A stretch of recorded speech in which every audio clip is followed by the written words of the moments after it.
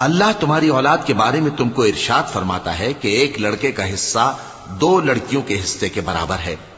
اور اگر اولاد میت صرف لڑکیاں ہی ہوں یعنی 2 یا 2 سے زیادہ تو کل ترکے میں ان کا 2/3 ہے،